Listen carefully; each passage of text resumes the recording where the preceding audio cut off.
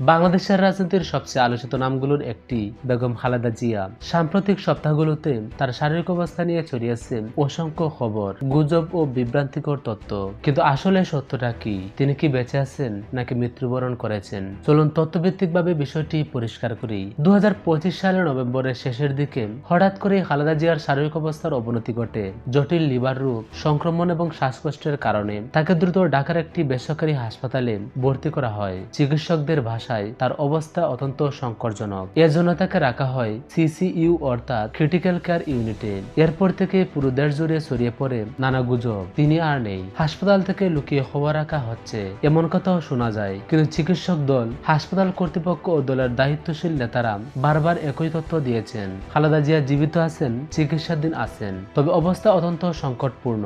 চীন থেকেও বিশেষজ্ঞ ডাক্তার ঢাকায় এসে তার চিকিৎসার পরামর্শ দেন। পরিবারের সদস্যরা প্রায় প্রতিদিনই হাসপাতালে উপস্থিত থাকছেন। সর্বশেষ চিকিৎসা আপডেট অনুসারে তার অবস্থায় কোনো বড় উন্নতি না হলেও অবনতিও হয়নি। তিনি স্থিতিশীল কিন্তু এখনো ঝুঁকিপূর্ণ অবস্থায় আছেন। প্রশ্ন হলো, তাহলে এত গুজবের উৎস কোথায়? বিশেষজ্ঞদের মতে এ ধরনের গুজব রাজনৈতিক উত্তেজনা, সামাজিক যোগাযোগ মাধ্যমে ভুল তথ্য ছড়ানো এবং মানুষের অতিরিক্ত কৌতূহল থেকেই জন্ম নেয়। আজকের বাস্তবতা একটাই, বেগম খালেদা জিয়া বেঁচে আছেন, তবে গুরুতর অসুস্থ অবস্থায় চিকিৎসাধীন। তিনি দেশের মানুষের দোয়া ও অপেক্ষার মাঝে একটি কঠিন লড়াই চালিয়ে যাচ্ছেন, বাঁচার লড়াই।